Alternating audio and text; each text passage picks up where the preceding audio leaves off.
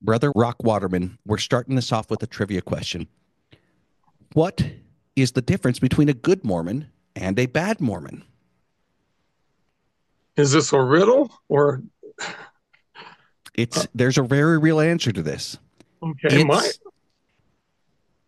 My first impression would be a good Mormon is one who puts Christ first rather than the church. okay, maybe you're getting more like to the actual heart of the matter. What it is the temperature of their caffeine. That's the difference between a good Mormon and a bad Mormon. Brothers and sisters, good Mormon brethren, all y'all want to welcome once again to the program, Brother Rock Waterman. And Rock, please give us at least 60 seconds who you are, where you're from, and where people might find some of the publications of Brother Rock Waterman. Well, all right. My name is Rock Waterman. Well, I think you covered that part. I live in Sandpoint, Idaho now. I'm from Anaheim, California. 3 years in Oahu as a child, and we've been here for now, 9 years, I think. And I can't remember where you're from, Jacob. Where are you in Utah? Yes, I am in North Ogden. So Ah, yeah, right, right. not. I used to live in the ghetto of Ogden proper. For anybody who knows where I Adams do know. and 32nd is, so I used to live to where there was gunshots heard multiple times throughout the year, and I kind of miss that. But when you end up getting married and have babies, I don't understand these women where they want safety and security. It's like, come on, let's live in the ghetto. We lived in a part where the tamale lady would come to the door from time to time, and I miss that where I'm at right now. Well, I'm in northern Idaho, by the way, which is still in Pacific time zone, whereas all of the rest of Idaho is in Utah time, Mountain time. But I don't know that that's pertinent or anything. Oh my goodness, I rarely see a mirror, so I'm looking at myself here. Does my neck really look like that? It's Yikes! it's really really good. So you and okay, so first before we start chasing squirrels, where are people going to find some of your publications? Oh, okay. Pure Mormonism, which is located at puremormonism.blogspot.com, or you can just type in Pure Mormonism and usually find it. And I have not been diligent in that for some time because my Connie's health is really poor lately. So I'll give you a quick rundown what's going on with her. Beautiful, wonderful woman who she had she's had both her shoulders replaced and both hips replaced years ago. So one of her hips, which was 31 years old, she bent over to pick up a pill and dislocated it. So we had to rush her to the by ambulance to the hospital, and they put her out, and a couple of guys, one guy's holding her one thigh, and the other is working that leg, trying to shove it back into place. And even though she's sedated, she was going, oh. I asked the doctor, can she feel this? He says, yeah, but she won't remember it. So that was the good thing. Anyway, happened 5 more times. So, and each time I can't get her into the hospital. It's excruciating pain. You can imagine the hip socket popping out and pushing against the inside of the hip. So each time it required a call from an ambulance.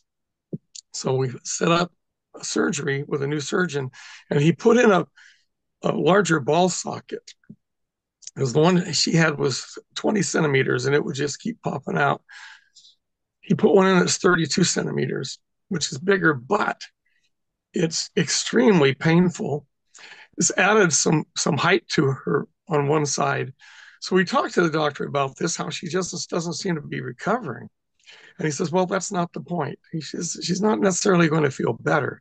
Well, the object was to keep this thing from popping out. So she is now truly an invalid. She's bedridden. I care for her all the time. Uh, Movement is essentially from the bed to the commode to the next. It takes forever to do things like that. So we're hoping that he says in about a year, maybe it'll get better. So yeah, prayers would be beneficial. And by the way, people pray for her, and I greatly appreciate that. We don't want prayers of recovery. She wants to go home, and I don't blame her. For she's been like this for well since she was 28, and she's 65 now. Yeah. So this first hit at 28, a disease called avascular necrosis, which the short version is the blood stops feeding the bones, and so the pelvis bone that this is attached to, it's got wires around it and it's screwed in and bolted in. That's kind of like a chalkboard. We've had it explained to us, so it's just not pleasant any way around. Anyway, I just love, Connie. She appreciates me a lot, and I think this is one of the points of marriage. I think I think the this is key. where the pure love of Christ really gets to shine. I think it is Yeah, by divine design. Like I love the imagery all throughout the Old Testament. It is the husband who's faithful to a wife who's not faithful back. That's the imagery, but he loves no matter what, and he keeps there. Well, we get to the point to where it's easy to want to be with somebody when both people are young and attractive, and when hormones are doing some of the bonding portion of things. But then when it's the age where it's like, all right, we got wrinkles, we've lost the pigmentation in our hair, and there's nothing physically attractive about us, and yet the love has grown to something else. I think we are meant to allow that to happen, to have that true bond and that true love grow. this is my purpose, and I come to realize my reason for being here is to look after her, and it's a delight and a pleasure. And she's always saying, "Oh, Rock, I just hate being a bother." You're not a bother. Now, I hit the jackpot with this one. You know how that trope where guys would say, "Who would you rather marry, a Ginger or Mary Ann of Gilligan's Island?" Well, I hit the jackpot. I got a woman with the face and the body and the hair of Ginger, but she has a disposition and sweetness of Mary Ann. So Oh, I got them wonderful. both. And so she's one. And the other reason that I hit the jackpot is I married a girl with low self-esteem at the time. Now, as she grew up, she was gangly and skinny and made fun of and bullied, and she just grew into this statuesque, elegant beauty. But she never knew that, so or she never that never went to her head. So she condescended to marrying some smug schlub like me, and so I'm lucky.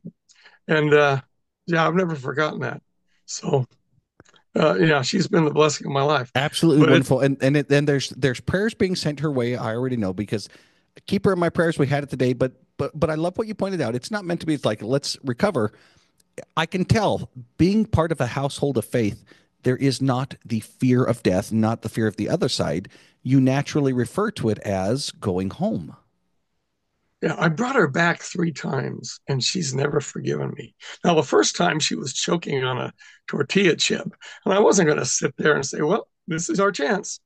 Just sit there and let her go. So, of course, I gave her the Heimlich maneuver. Uh, but there were 2 other times when, I brought her back and, yeah, that's not what she wants. Uh, I, I was out in the backyard for some reason and I got this feeling and I rushed in and the first words out of my mouth was "Don't you dare go" before saying goodbye to the kids. This is when our children were younger, and it plopped her back into reality. But yeah, we've been kind of hoping maybe she would pass away on the operating table, and that would take care of things. We are not afraid because, of course, we know about the afterlife. In fact, I've had 2 friends who have who've died in recent years. One is Brett Corbridge, who most of us know. He wrote this book. Well, I can't remember the name of it. It was a wonderful book. He's a member of the Remnant. And he he died, and I called his wife, and I just said I can't feel I, I I don't can't feel sympathy. I just feel joy for him, and she Yeah. understood. And Yeah. so Yeah. this is Yeah. the thing. I'm not the kind of guy you want at a funeral going, "Yippee, hooray!" Well, because we're meant to live a fulfilled life. And when somebody does that, why should there be sadness? Yeah, yeah. So so we're looking forward to the day now. It only recently occurred to me that, gosh, I might actually grieve when she's gone because we've been so looking forward to it for so long that haven't occurred to that. But yes, of course I'll grieve, but I'll also celebrate. So we look forward to that. So, and Good. if anybody wants to pray for her, pray that the Lord takes her home back to Abraham's bosom. She's all is well. Okay. Anyway, what I wanted to say a couple of things. So enjoyed our last conversation that I called you back immediately. I said, let's do this again because this is fun, and it also I wanted to explain. one of the reasons why I haven't blogged in so long, nobody really cares, but now and then a couple of people are always, I'll pop in there every now and then. I'll see lots of people signing in. Like I'm still getting about 600 inquiries a month. And so people are watching old things, but I've had people say, well, why haven't you blogged in so long? Well, this is the reason, this exhaustion. When you're a full time caregiver, I've heard this. When you're a full time caregiver, you are tired because Connie needs assistance in the night. She cries and sobs in the night because the pain is so bad. Um, it's just awful. And her our bed is just. I should point out one of the advantages of remaining a member of the LDS Church was if we needed something like a mattress. DI has mattresses. I could have gone to the bishop and asked him for a mattress, but I'm outside that. Anyway, our mattress, it doesn't bother me, but it just, the coils on the side, they slope down. So if she tries to get out of bed to move to the commode, she's in danger of slipping, and that's one of the reasons the hip kept going out because because of that movement. and then where she lies down, it's poking at her. Now she's got these wires twisted around the femur, and anyway, they apparently poke in. If she hasn't got a comfortable bed, they poke into her. But anyway, yeah, one regret of not remaining in the church. I He's getting could have those gone. DI orders. Yeah. Now we have a friend who's a stake president off in California, and he told us some time ago. He said, the bishops are instructed to uh, to assist non-members as well as Yeah. members. I said, Well, well, because I think, you know, which chapter in Alma? I think it's Alma chapter 30, where they're helping everybody, whether they're a member of the church or not. And to their astonishment, the prosperity of the church was beyond their ability to believe as they were in the act of, we're going to give to everyone who needs it. It's almost like they didn't say reckless abandon, but it's almost like if you need it, we'll give it. And when inventory was taken, it's the equivalent of 12 baskets full afterwards when it started off with only a few loaves and a couple of fishes. well, they sure don't act that way because you have to even as a member, you have to meet requirements of activity. You have to attend your meetings. You have to be temple recommend worthy in order to get a trip to Yeah. Well, and I love to the the bishop's courthouse. I love the reminder from the Sermon on the Mount, among other places. God causes the rain to fall upon the righteous and the wicked, where he's going to be blessing people all over, and he's asking us to do the same. Again, I'm thinking of Malachi, to where these wicked priests in charge of the tithing funds are saying, "Bring ye all the tithes into the storehouse," and it's so they can provide for those who need it. The false interpretation is, oh, members aren't donating to the church authorities. No, the church authorities are not using tithing funds the way that it's meant to. And the Lord says, hey, try it out. You start giving out and test me whether I'll open up the windows of heaven with a blessing so big you can't even receive it. Well, this stake president friend, by the way, this is someone who went to high school with Connie, and he's been a bishop and a stake president. A wonderful guy. He's out in California. I told him, well, they're certainly not going to help me over here. He says, well, I'm going to make some phone calls, and nothing ever came of it. This was back a few years ago when we needed assistance with, just food storehouse and stuff like that. Never talked to him about the mattress, but anyway, I'm just an enemy of the church here. I'm considered too toxic. They're not gonna lend me a hand. But this poor woman, the other night, she says, "Rock, it's so bad that I want to commit suicide." I mean, we're desperate to have a mattress. We could have one just by the church is a few blocks away from us. It's a shame. It's a real shame because um, we're in need here, and this is not something. It would cost $800 to $1,000 to replace this thing. Now, here's the thing. I've turned it. Can't flip this mattress. The other side isn't. But I turned it, and the other side is just as bad, she says. And so I turned it back. I don't, it doesn't bother me. I mean, it's not ideal. It doesn't bother me to put to her. It's just awful. Anyway, I don't want to talk about any of that. I want to talk about your beard. Okay. I, I I'm a great admirer of your beard. do you have to shape it somehow, or is that a natural growth? So here's the only thing that I do is I won't let the mustache grow so long, and I do a little bit of shaping right there to get that little triangular soul patch right there. I just let it grow, but every now and then I'll just trim the hedges. Especially when I'm training jujitsu, I get more and more beard hairs pulled out. And when you see a beard hair that's Ah, so long, you realize it's a few years worth of growth that where it's like, okay, it's going to take a while before that follicle is caught up with the rest of them. So when I do get enough scragglies, I'll take between 1 and 2 inches off so it doesn't look so hobo-ish. I when I get out of the shower, I'll use a hair dryer and just pull it down while applying the heat, about 30 seconds per side. It doesn't take all that long, but I do have to spend longer. I used to have long hair like unto yourself, Brother Rock. It does take longer to keep a groomed beard daily effort than it does maintaining long hair because I could just out of the shower with my long hair, I would just brush it back so it doesn't have tangles and let it air dry. That's it. well, I let my beard grow 1 year here up in Idaho, Hmm. and it just ended up. I had a Mary Tyler Moore flip, the Yeah. Laura, how the hair was back in those days, and it wouldn't comb down, so Okay. I can't grow a beard. But it's probably better that I don't anyway. But it's I good. just saw, You got the patriarchal white in there. I'm hoping to get it someday. yeah, Connie says the whiteness. I would I would probably dye my hair if it wasn't for the beard. You can't really dye the beard Yeah. well, but she says the beard that whiteness anyway.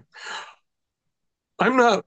I'm mistaken for an aging hippie, which I never was. I never went out for that philosophy. The reason for my long hair is I was back in Sacramento. This is about 15 years ago. Connie was took Connie in for an MRI, and the technician was a guy with really long hair, but his badge showed him with short hair, like he'd just gotten out of the military. I said, "Boy, you sure look different from your earlier hair." He says, "Well, I found out that you can donate your hair to be made into wigs for kids with the cancer." So I thought, hey, that's a good idea. That's when I started growing my hair long, and I, I had it cut off a couple of times and donate it, send it in. But since then, I kind of figured, I don't know, I got used to it. This became my look, and I don't know. But I'm actually considering shaving my beard, cutting my hair short. And Connie says, "You look just like a typical So old man." so let me ask. So with my shorn sides, would I be perceived as a Lamanite or a Nephite? Hmm. I I would guess. Oh, that's a darn good question. What do you think? So from the sounds of it, it says their heads were shorn, and I'm guessing it means the top part as well. That'd be a good look right Yeah. there. From time to time, I do shave it, but I figure with the hair on top, I that might be what's referred to as they weren't shorn. I'm guessing that the Nephites might have hair more like unto yours without any part of it being shorn. And I don't know. Well, there's They're, something to be said about a beard. And when I was on my mission, we set up at a college campus. My companion and I were what are known as the van elders. We had a van that had these translights and displays, and we would set them up at county fairs. We'd drive all over the mission, set up at county fairs, college campuses, or wherever we could set up. And it was kind of like a mini, you know, visitor center. So we would introduce people. Anyway, met this guy, typical, this is around 1974, 75, 73, 74. Met this guy in a robe, long hair and beard. He called himself Brother Michael. And he had a long conversation with me. And he told me, he said, the importance of the beard is it acts as kind of an antenna to God, to your spirituality. And I thought that was completely loopy until I learned about the Nazarenes. yeah. Now, Val Kilmer, Val Brinkerhoff, Brinker, I know who you're talking about. he wrote a book on the Nazarene. Anyway, haven't read it yet. I own it, haven't read it. But apparently, Jesus was a Nazarene. That's why I always thought they talked about him because he comes from Nazareth. Nazarene was a sect where you grew your hair, you fasted, and for a certain amount of time. And then when that was over, I think he cut it off. Yeah. And there's a lot of guys who do that today. I haven't got to the point where well, I have to read the book, but eventually I think I'd like to do the Nazarene I believe he talks process. about that in The Remnant Awakens. One of the details that's inside of that book, there was Native Americans that were trackers on behalf of the U.S. military, and they had long hair and they were incredibly effective, the most effective that the military had for tracking. And when they had them cut their hair to be in compliance with military standards, their abilities were gone, at least greatly diminished. And they were told to grow their hair back out again because that length of the hair was attached to this ability being on the earth. I do recognize there's a connection with our physical bodies and the spiritual realm. There's people who use it for evil purposes, but there's also very godly purposes. I at least know this. I've never for myself recognized any connection with hairstyle or beard style and spiritual connection, but I do know that when I exercise, when I do intermittent fasting, and when I stay away from sugars, my ability to connect spiritually is greatly enhanced. It's as if I've cleaned the lines of communication and it happens more naturally. So, yeah, I agree. our bodies in general are meant to be that spiritual antenna. And they're the things that we can do to tune the knob and actually hear the voice of the Lord.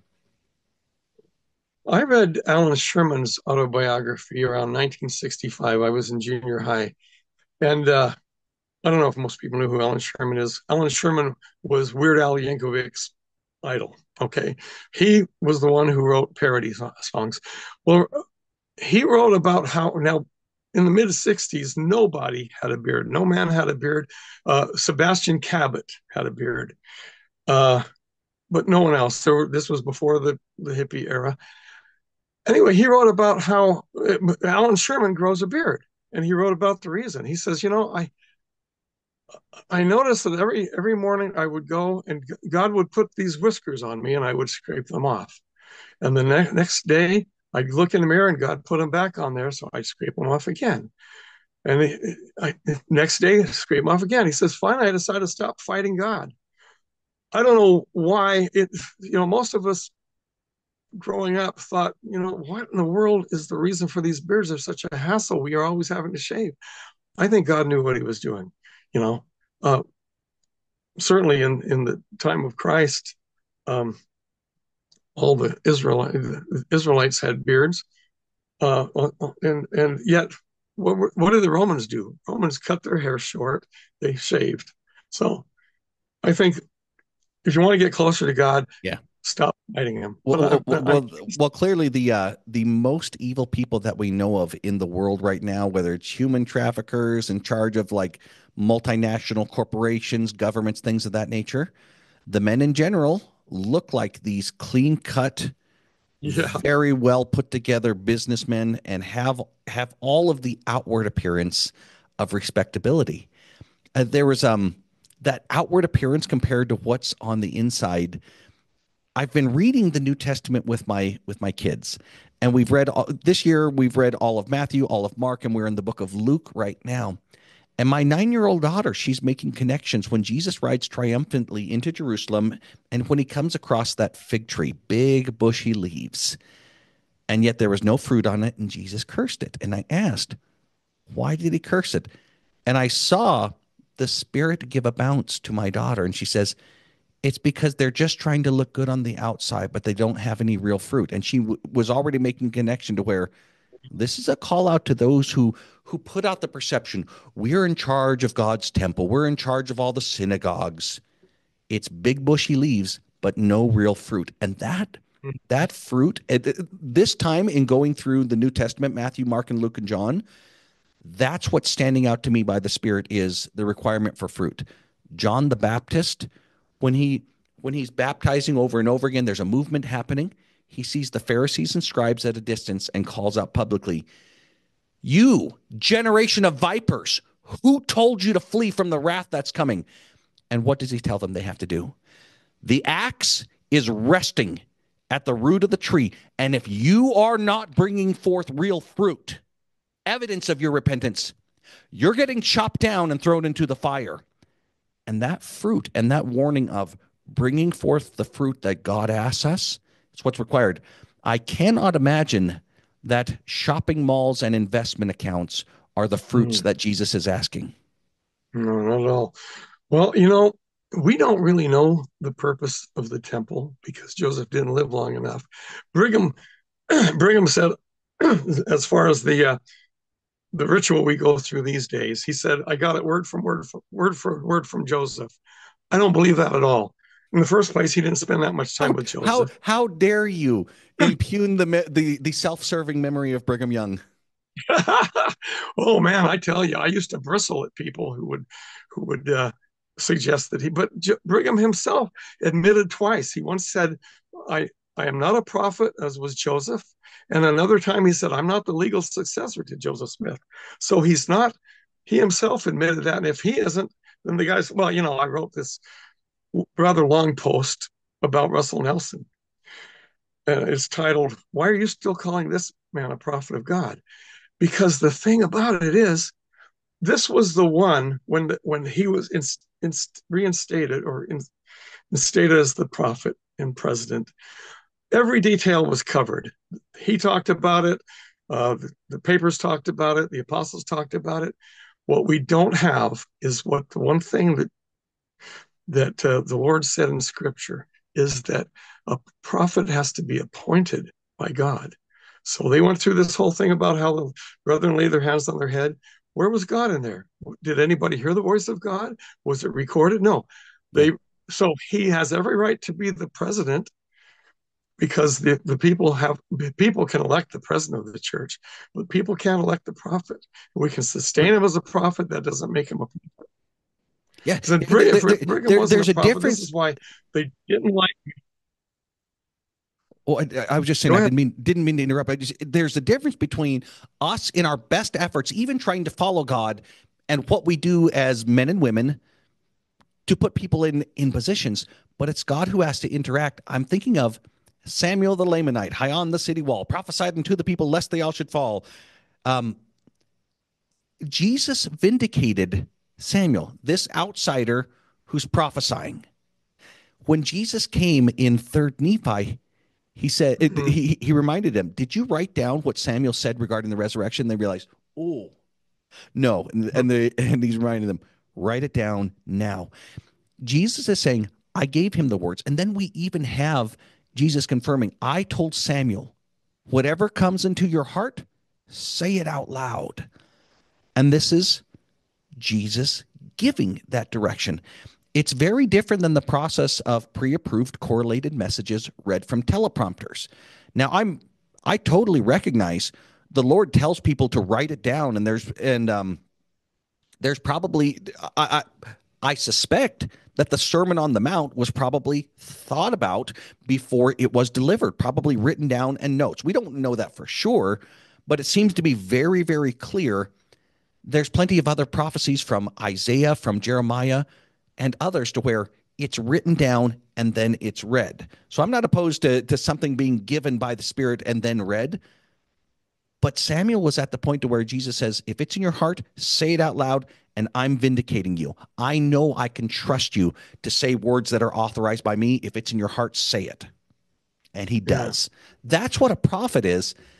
I I troll groups in social media. I'm probably a member of a few dozen different LDS supportive groups. And the main thing that happens is worship of the leaders far more than Yeah. any adoration towards Jesus Yeah. Christ. And there'll be some very generic saying from President Nelson, and there'll be a few dozen people that just write, "Amen. Oh, so blessed that we have a living prophet." And I do the same thing each time. Where can I read any prophecy the Lord has commanded him to publish? And I word it that way because people will just say, "Oh, general conference." And I'll say, "Okay, what's the prophecy Jesus commanded him to publish?"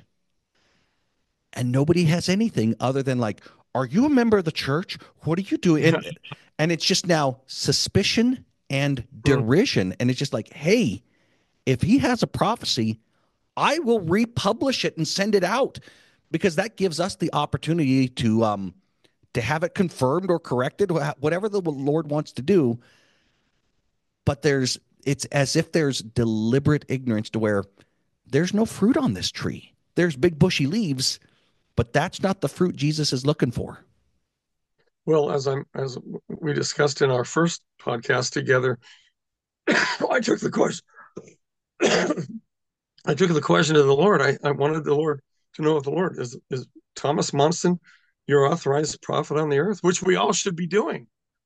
Before you sustain a man as a prophet, shouldn't you ask the Lord if he's a prophet? The impression I got in my mind from the Lord was, well, bring me one of his revelations and I'll give you an answer. I said, well, he hasn't given any revelations. The Lord says, there's your answer. Now, I'm not putting words in God's mouth, but that was what he was teaching me. And this this thing now we are now finally learning absolutely the folly of the COVID vaccine. And yet the first presidency issued an official first presidency statement that all members should get the vaccine and that it, in their words, it has been proven safe and effective. That's absolutely false. We know it Yes. because there would not be an emergency authorization for something that had been proven safe and effective. Yeah. So now I have not been keeping up with what the faithful members are saying about this, but there's got to be questions Well, because we've had. I have those conversations quite regularly. And when people, and it'll go something like this.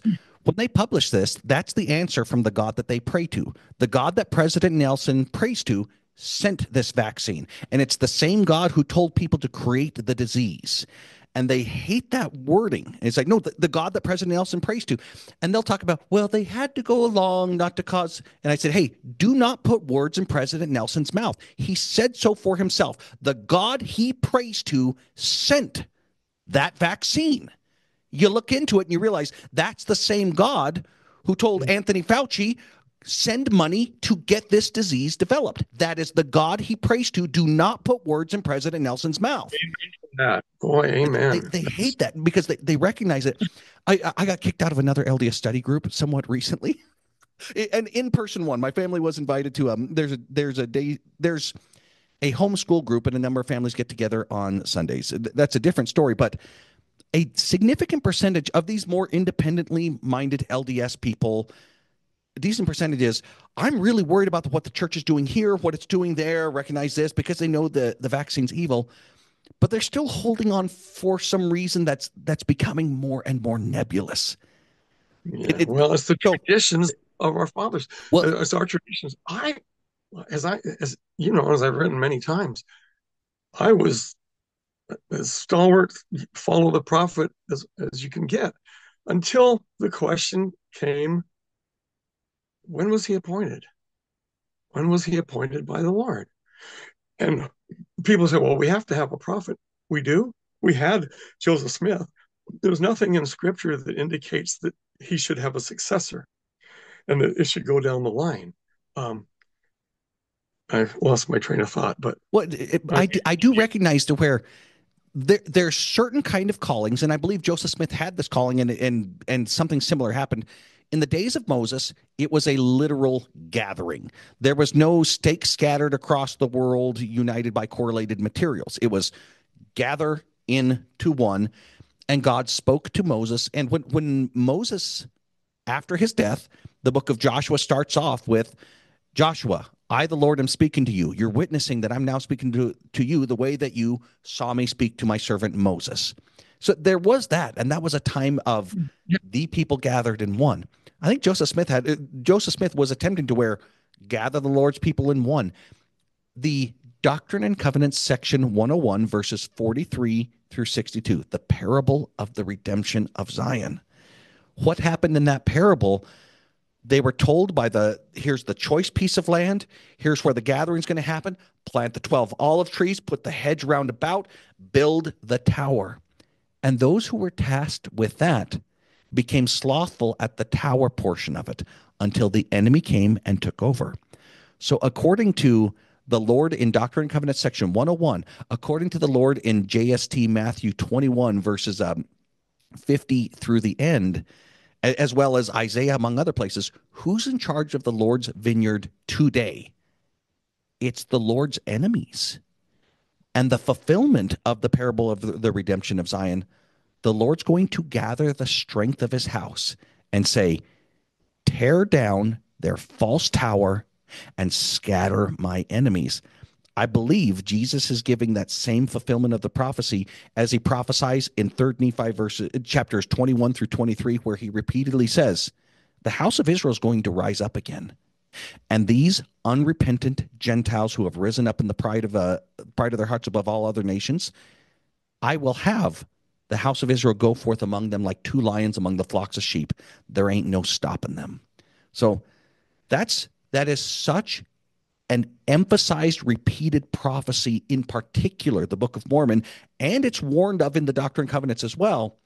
And yet LDS is like, we're already gathering together. Please come to General Conference right next to the multi-billion-dollar shopping mall. All's well in Zion. We're going to announce another dozen temples. Even temples to where it's like, the construction of it, we're about to bankrupt different cities if they want to fight with us over the height of our steeples. Yeah. And there's no way that this is fulfillment of Moroni's warning that I've seen, that you care more about the adornment of your buildings than you do about the poor and the needy. So let me go back to what you were saying. Prophets and succession. What does the Book of Mormon say is how the Lord is going to talk to us?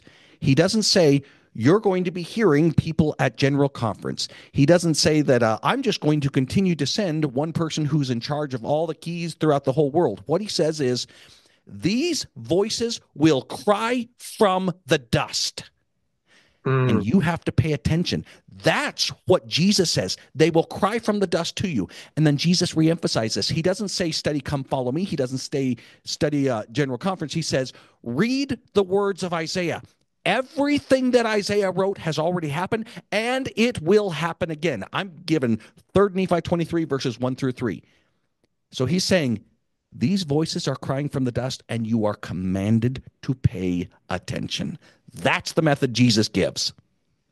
Well, Harold B. Lee got on the wrong side of the brethren by stating that we should get our answers from the scriptures. And he goes on about it a couple of paragraphs. Well, that's not the church's doctrine. We get our answers from the brethren. That's what they tell us. And we don't go to the scriptures because, again, if we went to the scriptures, we would find that polygamy is sinful. We would see that a prophet has to be appointed by the Lord. They don't do any of this stuff. Getting back to I wandered away from the temple thing. When I had an opportunity many years ago to go out to the Kirtland Temple, and I was astonished that it was nothing like our temples inside. It's a meeting house. Yeah. And yet Brigham And Young, again, other than washing and anointing, we don't know what Joseph had in mind and for well, temple. don't lose your train of thought. Don't lose your train of thought. But I just want to emphasize that is the only building that the Lord commanded to be built where Jesus himself showed up. And did they have any of these purity requirements, dedication to the leaders requirements by interview? No, this was one to where people who felt in their hearts, I want to participate in it, experienced that mighty outpouring of the Spirit, a Pentecostal type outpouring. And later, Jesus, witnessed by Joseph, and I think Sidney Rigner was it Oliver, as glorified, powerful, resurrected, voice like the rushing wind, hair like fire, countenance like lightning, that Jesus showed up. And That's the only temple. that's the only one, the one that didn't have any of the current corporate LDS requirements. By the way, when you got me thinking of it, as a little sidebar, um, a friend of mine runs a blog called Book of Mormon Perspectives. And to get to it, it's important that you type in www.bomperspectives.com because otherwise you won't find it. There's something else called Book of Mormon Perspectives. And he's run a series on the temples. I don't know if you've heard anything about the Tartarians. There are books and researchers who have been showing that before this great mudslide, there were edifices from some ancient civilization that were beyond our capabilities at the time. Very, Magnificent. Magnificent. yeah, In other very, words, for the pictures that are available of the World Fair, among other things, it seems to yeah. show architecture beyond what we have the ability as far as the beauty and the abilities there, and it's all gets torn down. Yeah, that's a fun rabbit hole. Keep going with your thought. The Salt Air is an example. It's 20 miles from Salt Lake City before railroads, and this elaborate building that the Saints were presumably going out there for recreation. Anyway, Kendall writes about he's. I would look up. I would tell your listeners to look for the piece on the Manti Temple. It has a good recap. Brigham was sending people out to Manti, this wilderness, at a time when people were poor. Go build a temple. Same thing with Logan. Go start a temple. And even to And this day, Manti doesn't have a large population. yeah, yeah. So first off, there's no need for it. Secondly, if these edifices already existed, which is the supposition, and there was a Jew, a, a Catholic priest who was out there, and he met with Brigham Young, and he probably the guy who persuaded Brigham Young to go out there. He said these buildings, edifices already existed. Anyway, every time one of these buildings were built, we didn't have the people, we didn't have the technology to do all this ornate carving and everything, and yet. And the odd thing is, it turns out every time the person who was named as the architect would die within a year of starting. So we don't know Oh, anything about interesting. it. So That's a fun rabbit hole. I've actually spoken with others about starting an actual investigation documentary into it, and then this is just it's oh yeah, invigorating because I for me, I'm not convinced that that's the case. I feel more likely that there's enough documentation against it, which is really good because if I were to publish, the community who is convinced of it, they're really good about saying you didn't take a look at this, you didn't take a look at that. So that might be a fun investigation just because there's so much community that'll well, dig again, into it. Brigham was sending people at a time when the church was poor and the people were poor. Go out there and start that temple. Go up to Logan and start that temple. Why? Yeah, Because they were already there. They they interesting. needed they needed the you know. Yeah, but Anyway, it's just as I tried to find, okay, so should I believe such a thing? I would think that if there is an edifice, like for example, I'm thinking of Manti and Logan both, they are on a prominent hillside location. I have never heard anybody saying, and as we crossed over, we saw this magnificent building. I don't know of any testimony like that. Yes, it does seem out of place sending people off when they're impoverished to build these magnificent edifices, but there's not a single how could you keep such a thing hidden? It's not an underground temple. It is a prominent hill location both in yeah, Manti but and in Logan. nobody was out there before Brigham sent them out there. Essentially, probably what they did was just clean it up, you know. Yeah. But anyway, getting back to the temple ritual, we're we battled all our lives to try and reconcile the temple ritual with the clear Masonic, and we deny that, the Masonic ritual. We deny, well, it doesn't have anything to do with it. The But internet has destroyed our collective denials. yeah, yeah. Again, Brigham Brigham said that he got the ceremony word for word from Joseph. All we know from Joseph is the washing and anointings. After that, it was probably instruction, but rituals where we're cutting our throats and all this stuff, they are so close to and going to the veil and I will at the veil and Well, knocking to even doing all of this while wearing the apron Lucifer tells us to wear. yeah, that's a good one too because it's Lucifer's apron and they admit it right there on the thing. And So anyway, why did I never think to myself? Until recent years, I never once thought to ask myself, why am I following Lucifer's instructions to wear this? Why do I show up to speak with the Lord still wearing the apron that Lucifer told me to put on? well, I lost my train of I thought, but know I did that on okay. purpose. Well, here's the thing. Kimball, Heber Kimball, before he joined the church, was a Royal Arch Mason. Now, if you're a Mason, your allegiance is to Masonry. It doesn't matter if you join the church later.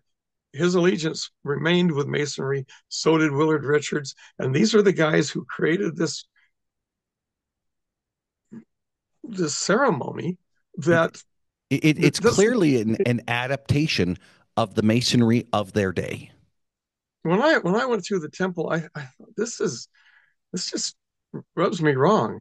And yet my wife liked to go to the temple. Later, she admitted that, yeah, I didn't like it either, but I just thought it was the right thing to do. And she said, I liked being in the celestial room. She said, I went through all that so I could sit in the celestial room and commune with God. Well, you can do that if you go into a nice hotel lobby. You can be in such same kind of spacious, beautiful room with chandeliers. Or separate yourself via nature.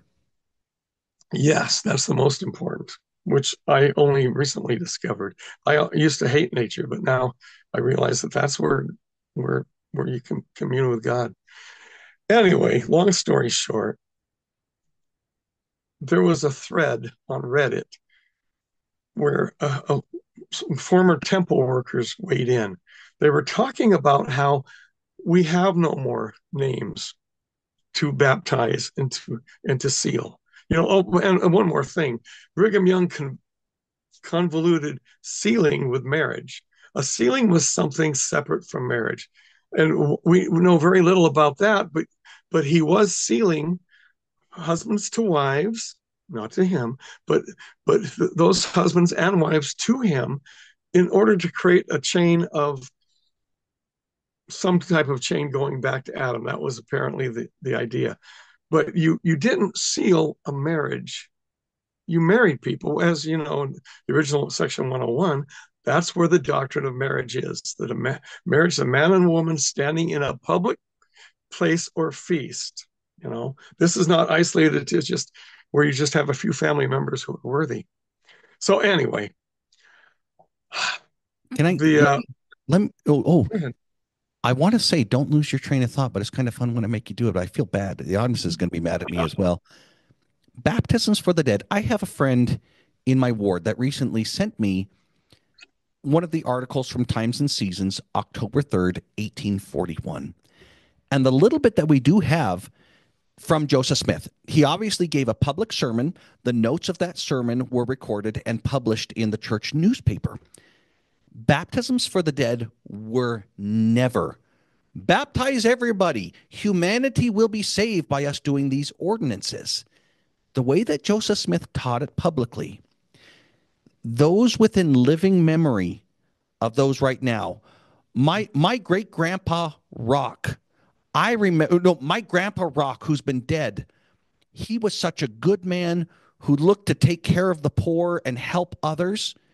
I can give my testimony that Rock lived as somebody who already had the fullness of the gospel. And somebody like that might have that ordinance performed vicariously on their behalf. Because there's no, now let me just add in my own thoughts. There is no repentance on the other side. This life is for it. And somebody who already lived as sincerely as possible according to the light that they've been given from God, that ordinance might take effect because they already lived as a repentant person. So there was no idea to where it's like, oh, well, let's get everybody. Grandpa Rock was chasing ladies and going to the saloon and even had a few gunfights where people died. You wouldn't be a candidate for a vicarious ordinance because there's no repentance available to you on the other side. Yeah, when have you repented and when have you led a good life? Mm-hmm. Well, and by the way, baptisms for the dead in Nauvoo were done in the Mississippi River. Nobody said they had to be done inside a temple. That October 3rd, 1841 article, Joseph says, the days are over when the Lord's going to accept you doing it in the river. Yeah, that's the other thing. And of course, the Nauvoo temple was not only was it never completed, Joseph Smith gets assassinated, and then they immediately start doing hundreds of polygamous marriages inside of there. It's never finished. They attempted to have a dedication, and the second floor collapsed an inch, and people thought that the building was coming down. They abandon it. It gets burnt with fire, hit by a tornado, as if the Lord couldn't make it any clearer. That is and never was my house. Yeah, yeah. And yet they go to Utah and they decide the most important thing we have to do is build temples. Why? Where these secret ordinances take Yeah. place that the God never, we don't. Whatever happens in the temple should not be secretive, and it should not resemble, a Masonic uh, ritual. Yeah. Well, and Anyway, if it came from Jesus, we would have the words of Jesus. I just think about how clearly the temple is the dimensions of it, the reasons for it, the ordinances happening are still contained in great clarity in the Old Testament. Why does it now become secretive? Do we have yeah, like for I never even thought about this until about 2 years ago. Is there even the claim that Jesus says exaltation ordinances must be performed on behalf of those dead? Do we have Jesus saying it at all in LDS there's no culture? exaltation in the gospel. No, there's not. There's conflation. It's the corporate LDS faithful right now. Well, yes, you Christians have salvation, but we've got exaltation. And when you have Dallin H. Oates, the primary mission of the church, blah, blah, blah, exaltation, the ordinances of exaltation. And when I talk to my corporate LDS friends, it, and I'll try to ask as gently as possible, have you already achieved exaltation? Like if you die, are you a god the way that it says in section 132? And they hate being asked that because they don't want to say no, but they know that the answer is, I don't feel different than that. It, it's difficult when an honest person is asked, are you already qualified to be a god when you die? And nobody wants to, other than prideful narcissists, nobody wants to answer yes to that because as I've come to know the Savior, as he reminds me, you're not worthy. It's only me that's worthy. And that's why I'm filling you with my love so you'll keep on going and realize I paid the price. And it is only through humility and continuing to call upon the Lord that I keep closeness to him in this life. And if somebody asks, are you going to become a God? It's like, no, I am a lost, fallen sinner. And I truly view myself as lower than the dust of the earth. And only in acknowledging that, I feel Jesus reach out to me, land me on his rock. And that's what it is. Instead of like, well, I already took care of the salvation thing. Let me become a God. Well, on this Reddit thread, several former temple workers had become acquainted with each other, and they start talking about how they they're giving the same names out. In other words, we're supposedly the idea is we got to get everybody I think saved. it's like a once a month rotation to where if you ever forgot your own name going through for the first time, well, let's just look up the date that the ordinance happened. Oh, that means you're Lazarus. I was Lazarus. That's a pretty cool one. Well, now I'm referring to the people that they're doing the So in other words, Joe Schmo from yeah. 1820 Okay, so all the might be having genealogy it that's happening again possible and to be again. done.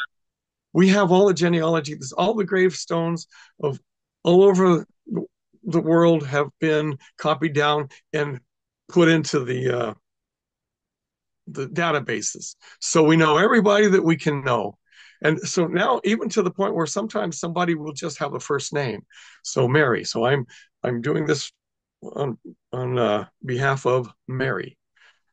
Um, these people were saying we're given the same names over and over. Elvis Presley was baptized and sealed something like 14 or 15 times, according to these people. They just don't have anymore, so they're doing make work. And so the idea that we have to do this work for everybody who's ever lived, first off, we know that's impossible. And secondly, for everybody that we have records for, we're just giving a person a slip of paper Yeah. with a name that's already been done multiple times. And by the way, as you've heard, Hitler, everybody's been baptized for the dead. Hitler and Eva Braun have been sealed together. Um, Hitler they and were never Brown married, sealed. I wonder who stood in. I would love to know who stood in as yeah, proxy for yeah. those two. But that's because and people are told, well, we have to get everybody, and they can either accept it or reject it in the other life. No, it's like you It's like said. if you didn't repent in this life, it doesn't qualify. Now, the New Testament even makes clear Jesus and as well as his apostles, those who die without the law, they're covered by the atonement. Now, people can speculate to where is there more that happens beyond this one and only life, and I'm not going to get into that discussion, but it's clear, especially I think the Book of Mormon adds the most clarity. This life is the time to prepare to meet God. After this life, it comes when this day is over, it comes the night wherein no work can be performed. You cannot repent when you're dead. And so, all right, well, for those who are responsible for the killing of millions of civilians, can they repent when they're dead? Mm, No, yeah. none of us can repent when we are dead.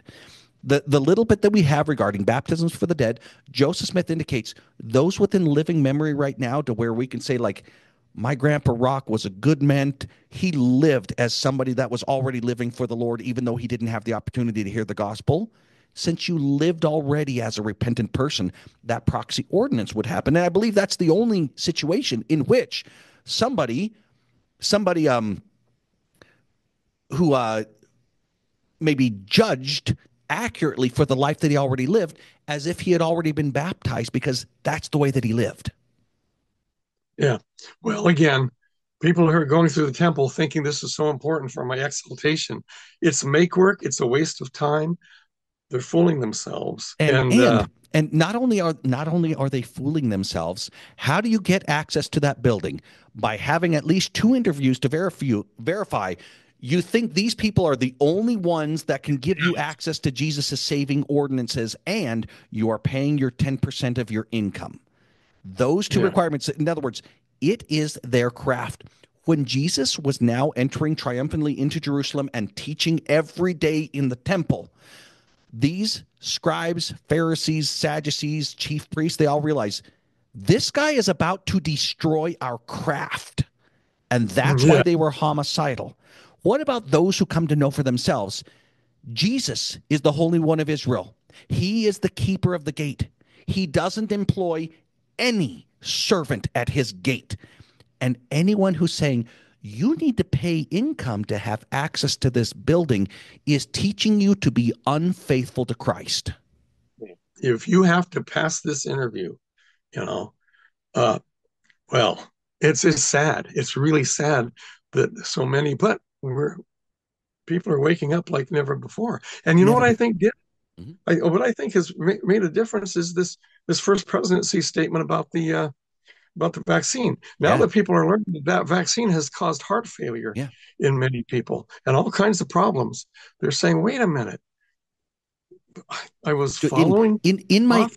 in my own ward, there's people of different ages, even like young people, young would be healthy people in their 30s, that when they get what should be a common cold lasting a week maximum, it's enduring for a month or more. Their immune systems are compromised. Yeah. And Oh, this, this thing was poison, and it was deliberately meant to be poison, and it clearly Satan was behind the whole thing. yes. And, And and again, with these friends, I point out to them the God that President Nelson, Henry B. Eyring, and Dallin H. Oaks pray to, the God that they pray to provided this medical yeah, experiment. And it's the same God who told Anthony Fauci, you need to pay to get this developed in the first place. That's the God that they pray to. The reason why Anthony Fauci, Bill Gates, and Klaus Schwab all have the same policies as Russell Nelson, Henry Eyring, and Dallin H. Oaks is because they all pray to the same God. Don't put words in President Nelson's mouth. He's a big boy. He speaks for himself. When he says the God that he prayed to gave that, he means it. mm. You say so many fascinating things, like, but I lose track of what I was going to say. Other than, oh yeah, here's an Mhm. interesting point.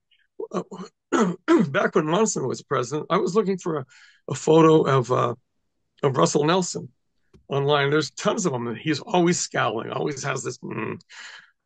After You he go to the same groups that I go to. Oh, they put the good ones. But okay, the scowling face.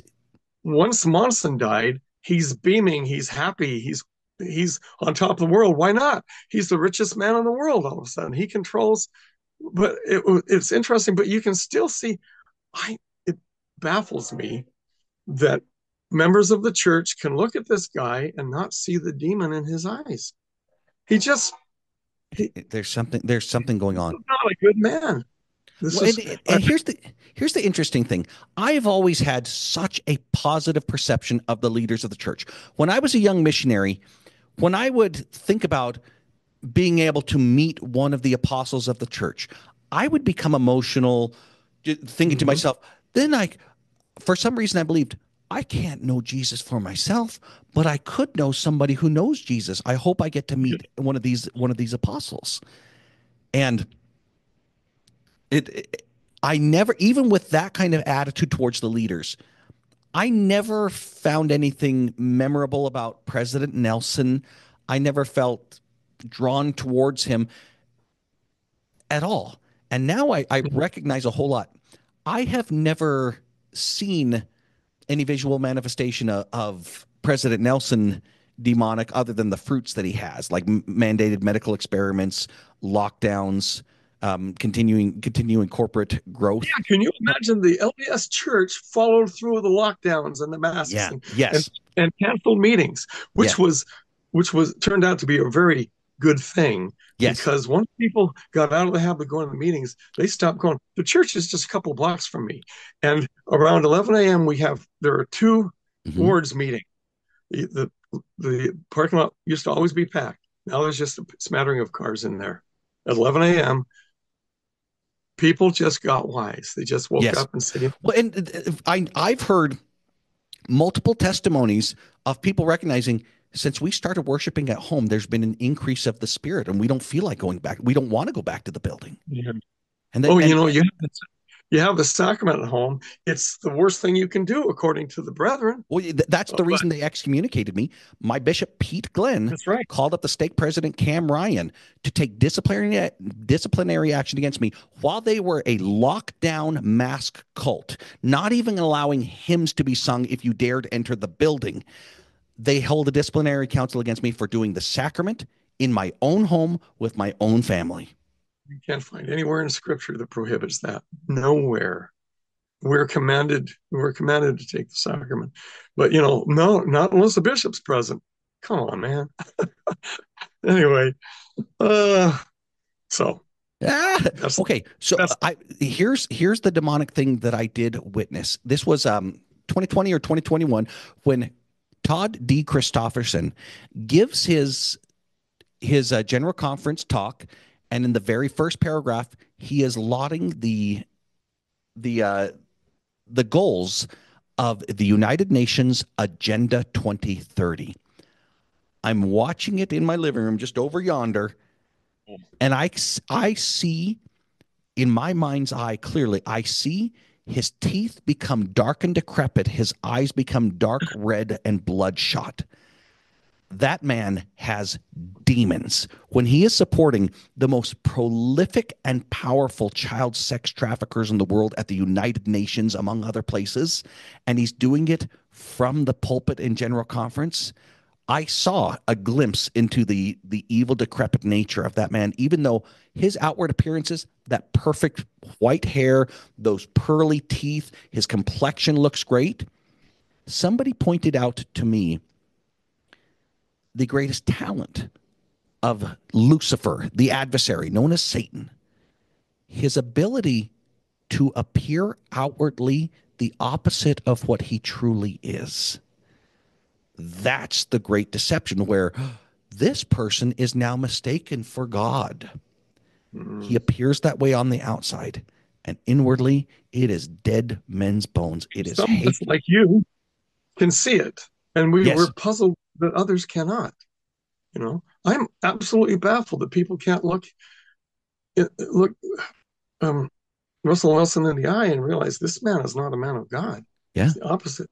Well, But because and people are losing their ability to feign ignorance. All of my active LDS friends, they are now aware that Russell M. Nelson publishes in his autobiography. My junior year, I became at University of Utah. I became a member of Skull and Bones. My senior really, year, I became you, yes. This okay. This is President Nelson. President Nelson.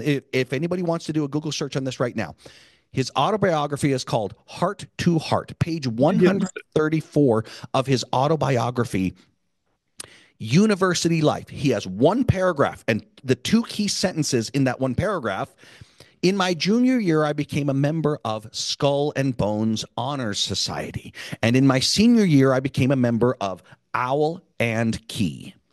And that is a graduate. So when you've got these Luciferian large scale warmongers like President George W. Bush and his contender for the presidency, John Kerry, that are members of that secret society, numbers 233, and now you have the same order being established at University of Utah. Robert D. Hales became a member. Russell M. uh, Nelson became a member of these secret societies. Okay, so my corporate LDS friends, they can no longer feign ignorance. They start to put words in President Nelson's mouth. Well, you know what? It was watered down back then. It's like, hey, you don't speak on behalf of President Nelson. He's proud of it. He publishes it. Do you have any reason to believe something other than what is published on the subject? That they hold dead men's bones, that they hold rituals, that they get inside of coffins, that they perform homosexual actions upon one another as initiations? What are you basing what you're saying right now? What are you basing it on? And they realize, I want to believe imagination. I want to believe fantasy because I don't want to believe what's public record. And if you don't love the truth more than your discomfort, you're not seeking the kingdom of God. mm. you know, true blue members of the church remind me of do- dogmatic leftists. They won't see the truth. They will insist on living the lie. And anyway, let's shift gears a minute. Yeah, Back yeah. to your beard. Okay.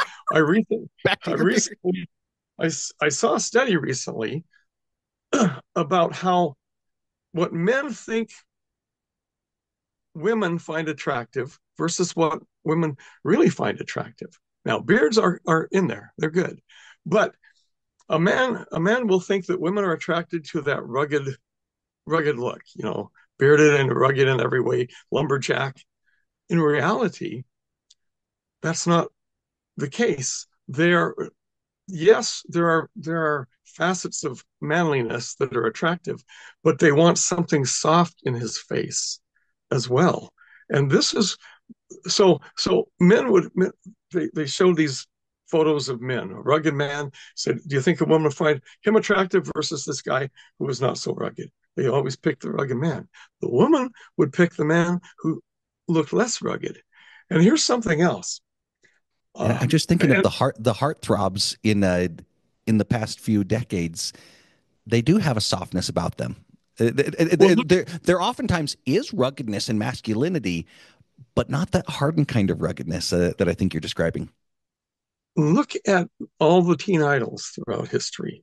The teen, what were girls attracted to? The small, slightly effeminate, non-threatening.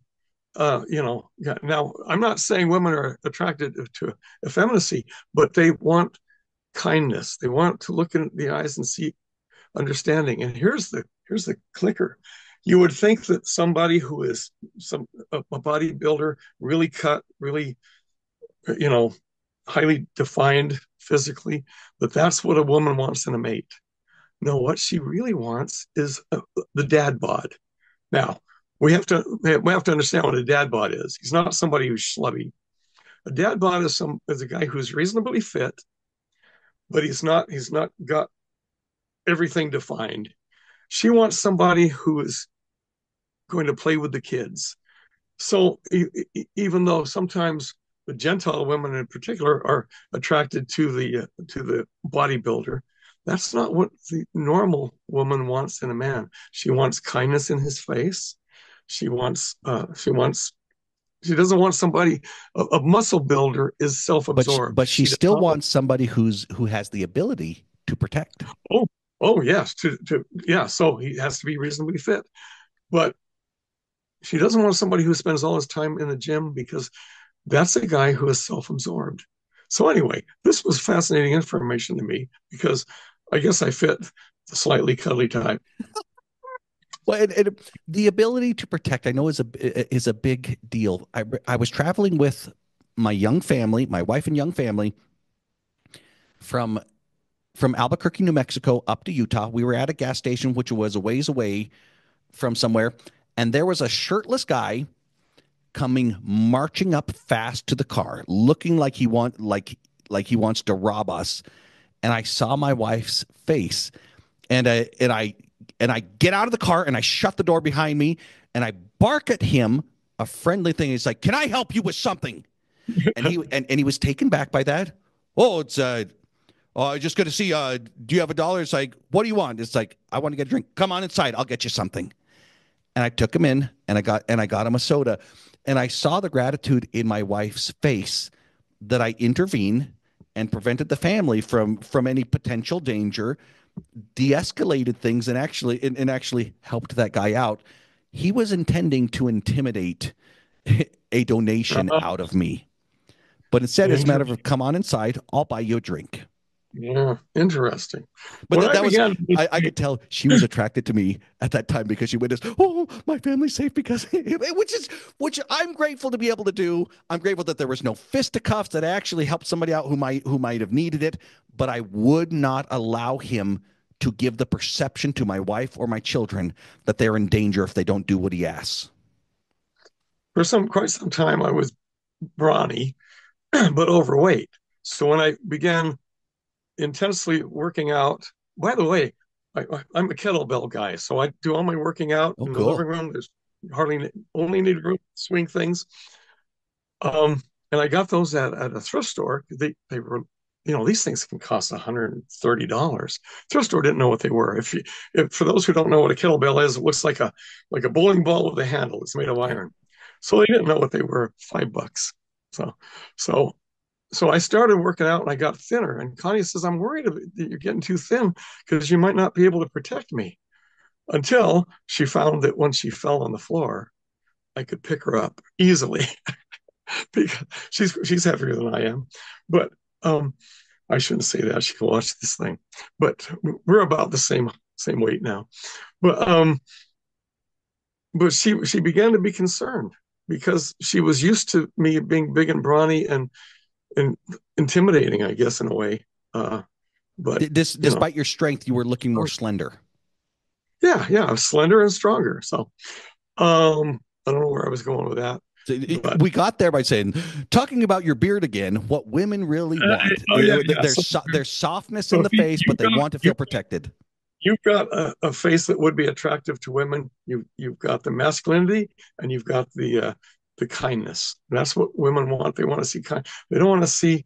Uh, anyway, this study really surprised men because the men they choose, the pictures of the men they choose, always looked like the kind they thought women were attracted to. But no, I don't want to. I don't want a fighter. I don't want a muscle man. I want somebody who's kind, that has kindness in his eyes. So anyway, There was here's what it makes me think of. There's something that stood out to me by the Spirit recently, and I wrote it down. Why is Jesus so patient and loving with these obvious sinners, like people who have their lives so far out of order that just to the outside of observer, these people are sinful? Why is he so patient and long suffering with them and so confrontational, seemingly hostile to the religious leaders that were trying to find fault with him? And what stood out by the Spirit is because he is the good shepherd in all situations. What does the good shepherd do with the wayward sheep? He secures the 90 and 9. He goes after the one. And what does he do when he finds the one? Holds it against his bosom, carries it back to safety, rejoicing in that process. What does that same good shepherd do when he catches the gleam of the wolf's eye in the distance. He immediately looks at the flock and makes sure that they're secured, grabs whatever weapons are necessary. And as the wolves get closer, he says, "Listen up. If you want to do this, it's over my dead body, and I'm giving you all indications you're not going to win this encounter." That's what the good shepherd does. Holds the weak in his bosom for protection and puts his life on the line in defense against predators. That is an astute observation. I like that. All right, I'd like to shift gears a little bit here and go back to our original conversation we had when you introduced me. I cut you off when you introduced me. When I said the comic book collector. Yeah, you said I have a massive comic collection. I said, oh, no, no, no, no. The reason I object to that, I didn't, and the reason, and here's some, I've had two people contact me and said, "What are you talking about? You're a huge comic fan." They've been in my office here, and you look. They're calling you out for your denial. Yeah. By the way, I'm kind of embarrassed about this to be on this podcast because if I actually considered taking a black sheet and draping over there, there's no wall in this house that's bereft of books. That's my vice, and these particular books, a lot of these have to do with comics. Some of them are collections of older comics or reprints. Many of them are histories. That's kind of what I'm into. I'm into the history of pop culture. So I will spend more time reading about comics than reading a comic book. And so when you accused me, it wasn't an accusation, but when you accused me of having a massive comic collection, I cut you off immediately. I said, no, no, no. And that's because I believe collecting comics is a sin. And let me. How dare you? The comment section is exploding right now. Yeah, yeah. And you know what? And that's why a lot of people would not like what I said or last time or like what I'm saying right now. But let me clarify. First off, sin. The Lord says all have sinned and come short of the glory of God. We all sin, but that doesn't necessarily mean sin. Sin is not a word that necessarily means evil and wicked. It can encompass that, but sin is the Greek word, comes from the Greek word mean falling short, and the basic analysis is you're shooting arrow, you're trying to hit the bullseye. Well, you're far off. What do? You try again. You keep firing. You don't stop trying. You just keep until you get better at it. Okay. So the reason collecting, and I'm not talking about the occasional collector. I'm talking about the obsessive collector because you're losing sight. Let me. I don't. There's a nice couple who run a store that makes signs up in Canada. I wish I knew the name of it. I give them a plug right now. They used to come down once a year. They were heading for Utah, and they'd swing through Sandpoint here, and they'd bring me a handful of candy bars that aren't available in the United States. So some of the old, I can't even think of any of them, and some unknown, some like Flake you can't find here. You can find them in Britain. You find them in Canada. Anyway, they made me this plaque, and I hung it up in the bathroom where I see it every time I brush my teeth. It's two paragraphs. I'm going to read the first one. This is a quote from Denver Snuffer. This isn't telling us anything we don't already know, but it's a good reminder. He says, the greatest things we possess are our families and friends. They matter. They can endure to all eternity. Nothing will come of us from this fallen world other than the friends and family we acquire, the lessons we have learned, the covenants made with and ratified by the Lord, and the kind acts we have done. Everything else will dissolve into the dust of this world. Now, I needed that reminder because, as I said, my vice has always been collecting books. Now, I don't have a lot of money in this collection because a lot of it came from thrift stores, used bookstores, stuff like that. If I could make any money selling them, I would. But it turns out that most of my books might be worth $1 or $2, and the person buying it would have to pay $4 shipping to get it to them. They're just not biting. However, I'm continuing to sort through and list them because we need some cash. But that used to be, my God, we talked last time about the trophy wife, how Gene, the author of I can't remember his last name, the author of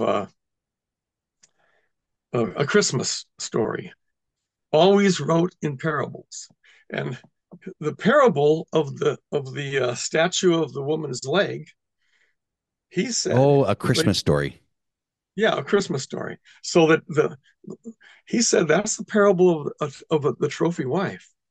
He says, you notice the husband, he had a wife, he had this wonderful woman who loved him and was devoted, and suddenly became obsessed with this trophy. It was important to him. He wanted to show it off. He put it in the window. It was it detracted. So he was missing the mark. He was sinning. And it's only until that thing was destroyed that he came back to his senses. And later you see him, he's cuddling with his wife. They're sitting together as the kids are opening presents. All is well in that marriage. But so that's the trophy wife. Anyone who obsessively collects, and especially in the world of comics, you're not ever going to be satisfied. There are people who are looking for, there's always the Holy Grail. And Holy Grail is that one thing you're looking for and hoping you can afford, hoping you find. So there are people who obsess about a comic with the first appearance of Supergirl, the first appearance, I want to, the comic with the first appearance of Mr. Mixie-Espetil, first appearances. So some of these people, they're obsessed. They got the first appearance. Here's something that just stunned me. I saw a comic list. Now here's another thing that serious comic collectors do. They will send their comics off individually to get rated. They cost them $40 or $50 to a company that rates it. This company puts it in a clear plastic slab. They're called slabs. And then it's stamped in a way that you can't get the comic out without breaking the seal. Okay. So that's supposed to give it more value. So Yeah, whatever you it's been independently verified. yeah, so whatever you paid for that comic, for they rate them on a numbering system from 1 to 10. Most people are looking for the ratings of 9.8 and whatnot. So I saw one of these for sale on eBay. It was the first appearance of Paul Gamby. Ever heard of him? No. You know who he is? Minor character. It's the first appearance of a tailor who made, it was in the Flash comics. He made the costume for the Flash, and he appeared in maybe a couple more comic books. He made the costumes for the evil, what do you call them? The villains. So that's a minor character. So this guy sent this off to get it slabbed. It's rated 3.9, so it's very low. So by that, it's the condition. Maybe it has some wrinkles, some tears, maybe a page missing. So it's all right, but it's 3.9. But now it's in the slab. He's got it on eBay. He's trying to sell it for $119. There are no buyers. In fact, I watched a video of an expert saying no one is buying slabbed comics. You spend $40 or $50 extra to get this perfect thing. Nobody wants them. It's better to break the seal, take it out of the slab, and sell it as is. You've lost that money. You're still not going to get. The other thing that's important to know is comics are not selling. Comic book stores have been going out of business like crazy. There is no money in it. And this is because, and this is before the Biden's inflation hit, all nostalgic collectibles are a loser's game. I'll give you an example. I was really into collector plates when I was about 20, 21 years old. I bought The Wizard of Oz. I bought if you don't know collector plates, the technology was created that now you can have a plate, the kind that a woman would put in her This what do you call display that cabinet. cabinet? Yeah, display cabinet. They were originally like flowers and, nice china. Okay. So the technology was created, they could duplicate a photo. So they could duplicate scenes from The Wizard of Oz, duplicate scenes from Norman Rockwell's um, series on Huckleberry Finn. So I had some of those. And I was working at Disneyland, and this was during the bicentennial era. I was working on the American parade, huge parade. And the bicentennial, nobody remembers this, but the America's bicentennial in 1976 was huge. And there was all kinds of collectibles created, and Disney had their share. And one of the Disney collectibles was a set of 4 plates. There was the Trumbull. Uh, they were takeoffs on the Trumbull signing the Declaration, where it had Mickey, Donald, and Pluto signing the Declaration. Mickey and Donald and Pluto as Willard, uh, Archibald Willard's Spirit of 76 was the name of the famous painting. So the guy playing the piccolo, the guy, they're marching, they're wounded, there's we got headbands, guy, Yeah, the yeah, yeah. drummer, guy, well, so Mickey, Donald, and Pluto. So these were released one at a time. Now, the thing about collector plates, they were always limited to a certain number. In this case, it was 5,000. So I went over to the Emporium. I bought them with my Disney discount. They were selling for $15 each. My Disney discount cost me $12 and something. And, and so I bought them one at a time. And almost immediately they shot up in value to $300. They were limited to 5,000 each. On the collector's market, $5,000. I once went I had some friends who ran an antique store that across the alley from me over on Harvard Boulevard. That was the same street that Disneyland is on. And they converted their entire store to collector plates. That's how big this thing was. And I went in and I envied everything they had. And oh my gosh, it was wonderful. The walls were full with collector plates. They would have these shelves and stands and displays, collector plates. And I was so envious. But that's another thing that makes it sinful. When you envy something somebody has, when you're jealous and you want it, that's you're missing the mark. So that's a sin. But anyway, what I realized at one point, I said, well, wait a minute. If I actually am able to obtain all the plates that I want, where am I going to put them? I mean, these Disney plates that I had, I put them on displays on the wall, and I was really proud of them. And I still had no place for the Rockwell, and my mother had the full Wizard of Oz key scenes from the Wizard of Oz with Dorothy. Anyway, suddenly you don't hear anything about collector plates. The bottom fell out of that market probably for that very reason. Where are you going to put them?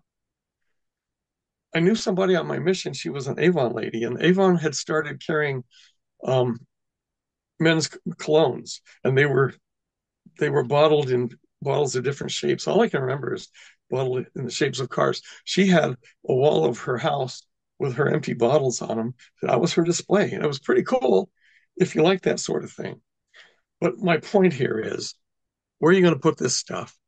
Comic book collectors, if you watch your typical comic collector on YouTube, he's got behind him, one guy has all these long boxes. Long boxes are the white boxes that you keep your comics in, that you keep in plastic bags, and there's more than he can read, more than he can use. It's just out of control when you get into a serious collector. Anyway, the bottom fell out of the nostalgia market. Big Little books. I don't know if you remember those, but in the 1970s, when the nostalgia hit craze hit, there were shops that dealt with these things, and Big Little books were massively inflated. That was because the men who are now about 50 years old during the Depression, they remembered their Big Little books and they wanted them again, and so they were buying Little Orphan Annie decoder signals and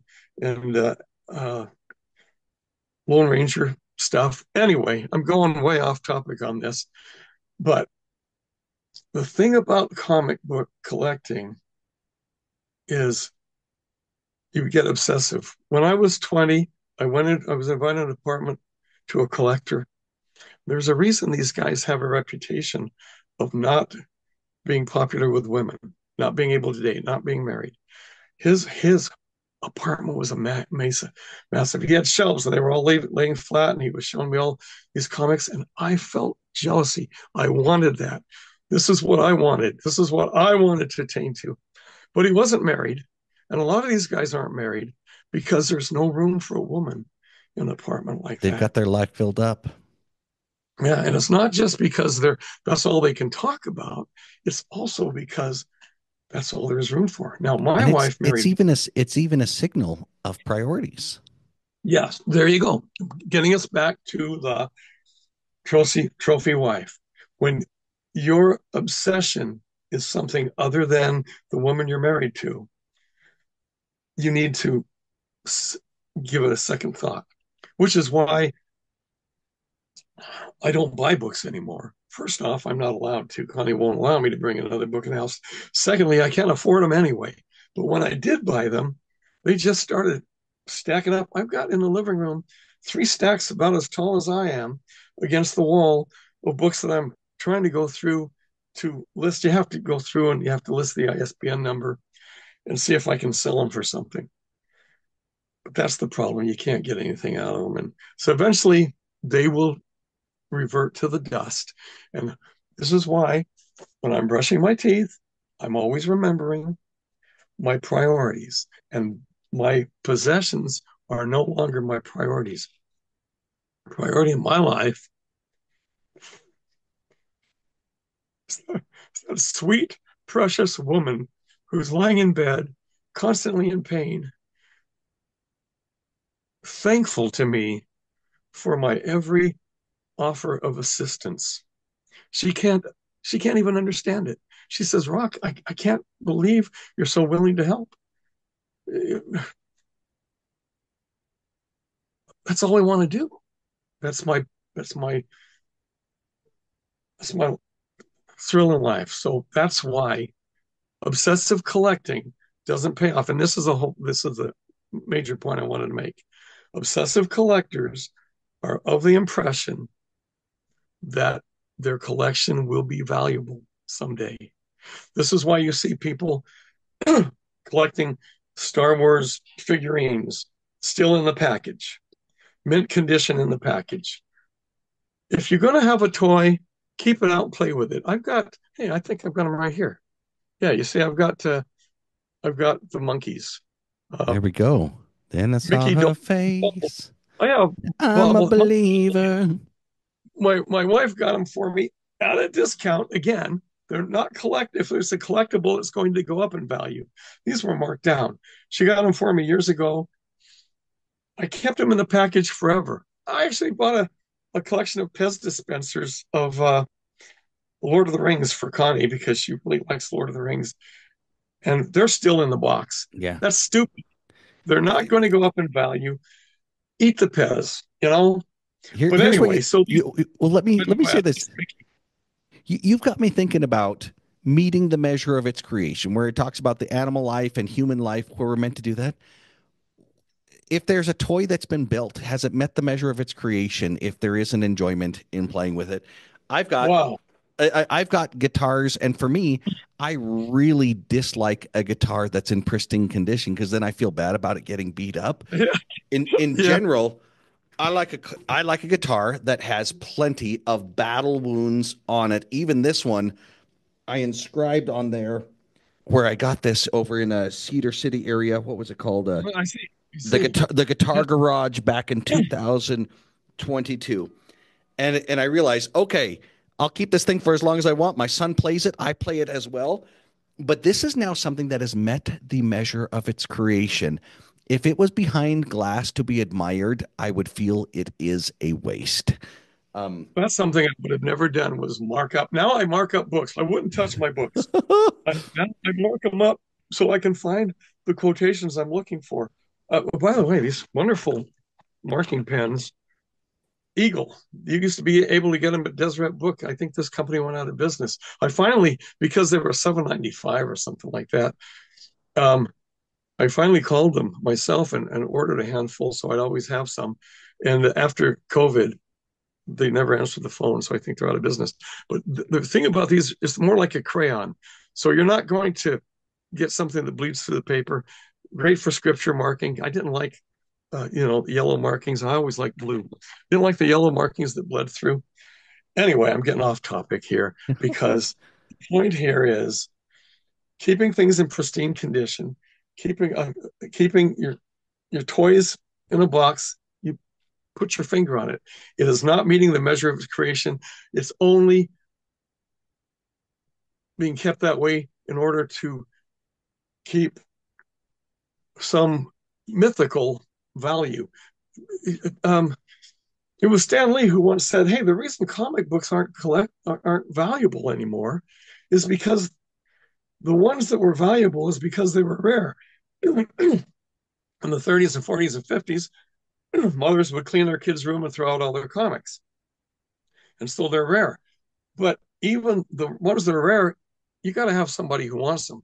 Now, the first issue of Action And Comics. plus those that are getting into ages where they had those are in their 40s and 50s now, it's less common that they've collected comic books. Oh It, yes, those that are absolutely. entering those age, there isn't the same nostalgia for it. So yeah, This is what happened with stamp. 30 something year olds and 40s have been playing Nintendo and video games in their formative years as opposed to reading comic books. Yeah, yeah. Comic books are no longer a thing, which is why comics get increasingly. I find a modern comic unreadable. I'm not interested. I don't even know what happened on Crisis on Infinite Earth. I tried to read it once. It was too involved. The art is way. Uh, uh, um, what's the name? Kurt Swan, who was the primary artist of Superman.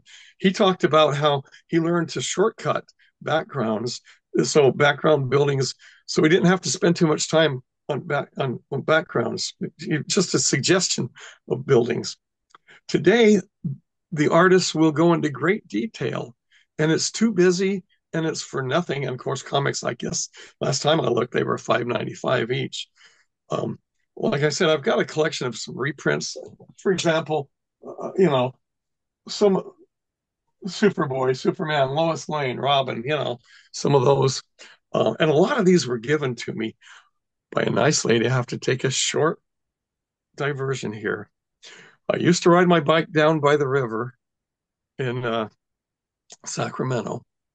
And by the way, I don't ride my bike anymore, not because I don't want to, but because I have severe osteoporosis. And if I fall, what happens to Connie? If I break a hip, Yeah. we're doomed. So I don't take any chance. I've never fallen from my bike, but if a car hits me or something, so I don't take that chance. But anyway, I'm riding the bike, and down by the river was a back bike path. And in order to get to that bike path, you had to go through a neighborhood of the ritzier houses. And once a year, there would be a day where you could put out your garbage that was too big for the regular garbage man to take, or anything your house cleaning. So you find people with lumber and couches and people putting out things, and this would become my. So I'm riding my bike and I see a bunch of boxes, and on top of one of them is Disney's Hercules. It's the full color book, and it was still in cellophane. I never did see Hercules, wasn't that interested. I'm really big in the Walt Disney period of Disney films, but I can take or leave, which is why I hope to see the Disney empire come crashing down. I think Walt would be very happy to see that himself. Anyway, They're so I definitely see bringing it. the crashing right Yeah. now. Now, Yeah. this is the thing. People are putting out their garbage anyway. So heck, I figure I'll take that book home. I open up the box, treasure. All this stuff, all the EC, all the collections of Mad Magazine books, not the magazines themselves, but the reprints, EC comics, all that stuff. And there's 4 or 5 boxes of this stuff. And a woman is coming out and she's got another armload. And I said, "Oh, I can't believe you're throwing this stuff out." She says, "Yeah, yeah. You want any of it?" I said, "I'd love to take it home."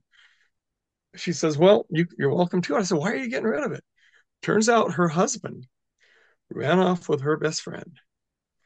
And she said, "I warned him that if he doesn't come back for his stuff, I'm going to throw it away." And he never came back. And here it is.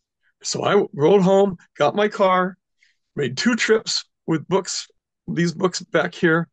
I mean, this to me, and I felt bad about it because I say, look, and I gave him my name and my phone number. I said, if he ever comes back and he wants it, I'll give him back. I felt bad because this guy was my kindred spirit.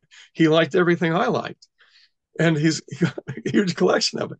Now, again, we're not talking about comics themselves, but books about comics, collections of comics. So that's why I have this massive, and I mentioned this last time, I don't put these in the living room. My serious books are in the living room, my church history books, my regular history, philosophy, nonfiction. I don't think I have any novels at all. I don't think I own it. I own some Edgar Rice Burroughs books, and I've read everything Mark Twain wrote, except, oddly enough, for what he calls his favorite book.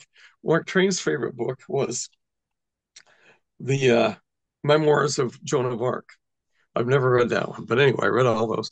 But I have all these books, and they are. I'm grateful I have them. I'll try to sell them. They are not my obsession anymore, but they were because, like I said, my vice was collecting books. I don't do it anymore because, number one, like I said, I'm not allowed to. Number two, there's no room. That's why I'm not allowed to.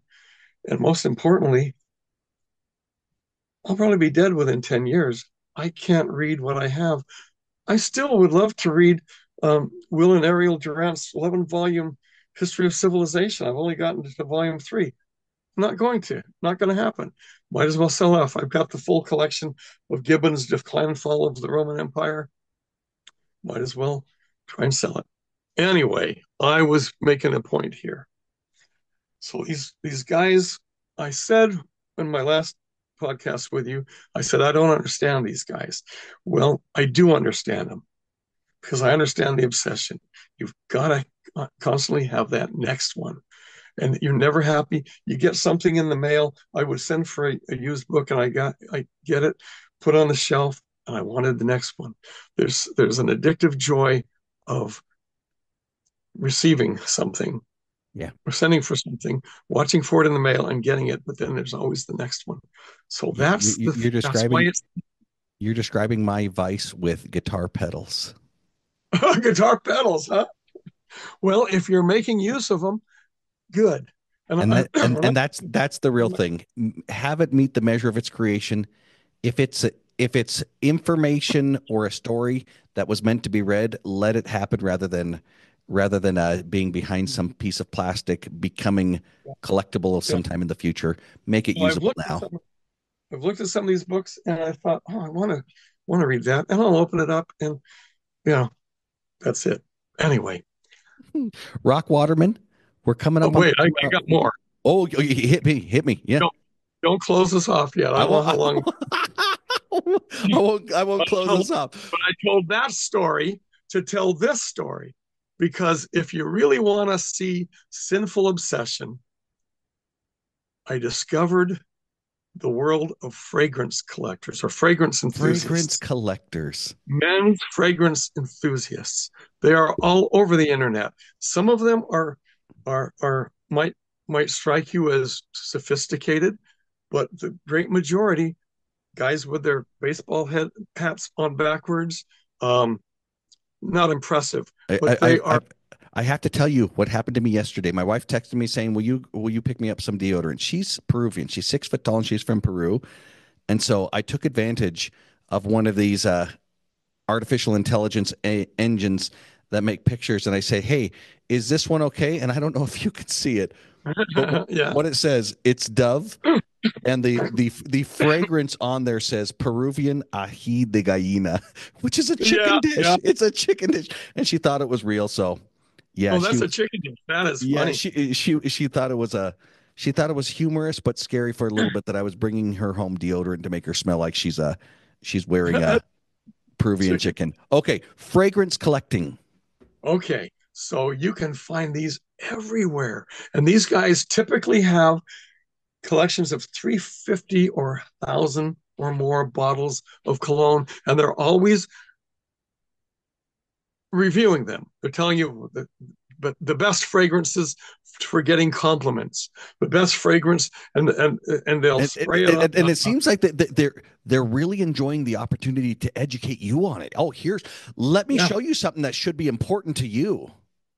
Hey, I've learned a lot about fragrances. All fragrances have three sets of notes. The first set is the top notes. That's usually fruit and some flowers. Maybe it's grapefruit, maybe it's bergamot orange. And that's the first thing you spray, you smell when you spray. The second note might be plum and something else. And and and that as the top note dries down, you smell a second. And then the base note is the one that lingers on the skin. And they can last for 6 hours if you've got a good fragrance. And that's usually in men, it's woody, it's some kind of wood, it's leather, it's musk. So that's the dry down. So all these guys want to smell good, but here's the thing. Every typical bottle is 3.4 ounces. It's got 1,400 spritzes in it. Okay. So I finally found a guy who said you only need 10 fragrances. And he explained why.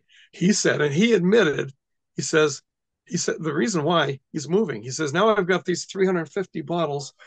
That's too much. I don't know what to do with them. You can't really sell fragrance because the fragrance market is rife with counterfeits. So if you put them on eBay, people are going to be suspicious, especially when it's used.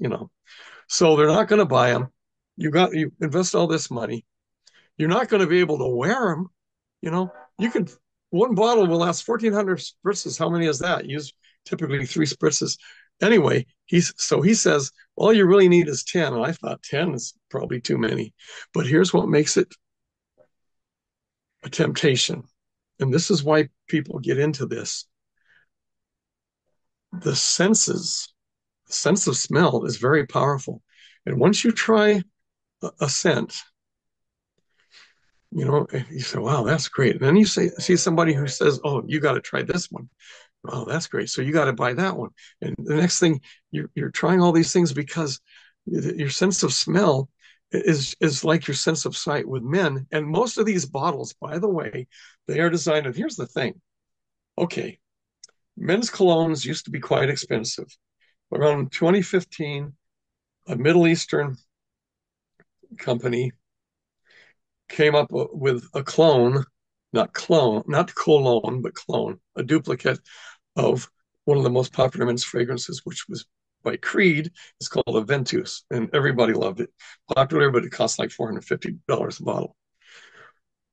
Once this was cloned, they could sell it for $30 or $40. And that blew the whole industry wide open. Clones lost their stigma. So most reviews are about clones and how good they are because most of them are at least 95% as good as the original, the expensive original, or even better. So these guys will spend $30, $40 a pop, get a bottle, and they keep buying them because the next one, I got to find out what this smells like. And they love that and they recommend it. So here's next thing you know, you got 1,000 bottles that you can't use. And the other thing about them, they're always touted as compliment getters. Oh, this is a compliment getter. What does a man want? He wants to go out and get compliments. So he's hoping a woman will smell him. Now the only woman that I need to worry about is me. Quick review of my cologne and aftershave.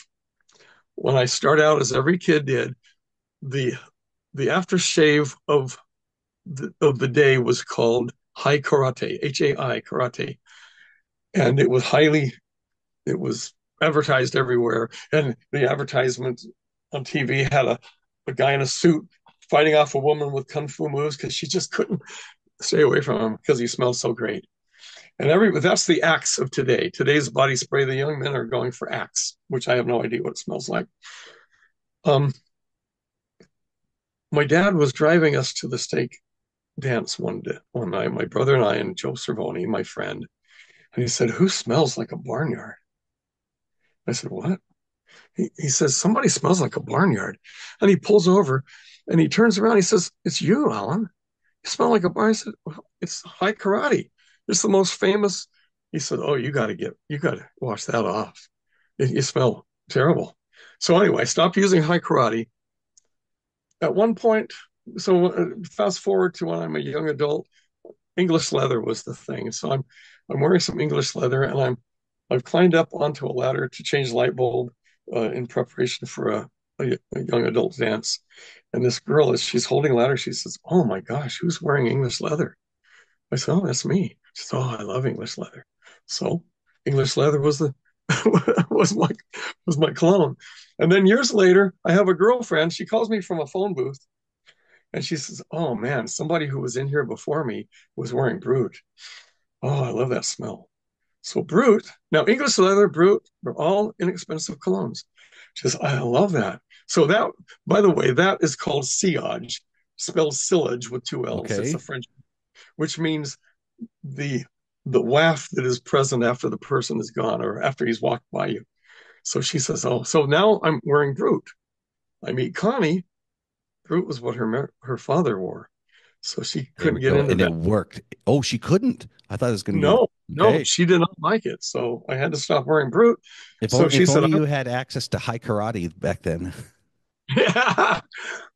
She likes Jovan, which I think she smelled on some former boyfriend or something. She'll kill me for saying that. Maybe she learned it somewhere. So that was the only thing. So every Christmas, she would buy me a bottle of Jovan. I'd spritz it on. After a few years, I'd stop using it at all. And then I started watching these cologne things. So I started in on my Jovan again because I still got this bottle that's years old. But the reason I started, I got into found these things was I'm in the drugstore to pick up a prescription for Connie, and on the shelf on the way, I see Bay Rum, and I recognize that as one of the old barbershop classics, the kind your grandfather would wear. And I thought, I'm an old man, I should try that. It's only $6.95 a bottle, so I bought it, and now I put on a Bay Rum, and that got me interested in Bay Rum. I found a site that showed you how you can make your own Bay Rum. Bay Rum, you get bay leaves and some other things and stick it up a cabinet for 6 months. Anyway, I started my feed is when you start, you know, pulling up things that are interesting and fragrant. My feed started filling up with guys reviewing made these men's fragrances, and that's how I learned that this stuff is out of control. And it was only until I found that one guy that said, "Man, it's an addiction," that I realized, oh, that's it. It is an addiction. Well, I started telling you about the bottles because they're so the, the fragrance itself must be incredibly cheap to manufacture. Most of them are synthetics, so they so one of the most expensive things in fragrance has always been ambergris, which is spelled ambergris was S, and that is the vomit of whales. It contains undigested chunks of squid and mollusks, and fishermen would come across these things floating on the surface, and they pull it in because they knew they could sell it to fragrance companies. Well, now they've been able to. The thing about it, it smells awful until you uh, mix it with perfumes and distill it, because what it does is it gives it perfumes and colognes. It gives it long lasting. So anyway, I could bore you to death. I know that when you buy one, you got to let it sit for 6 months to let it macerate because the molecules have to mix. Because some people will say, "Oh, I tried this and it's awful." They come back 6 months later and they love it.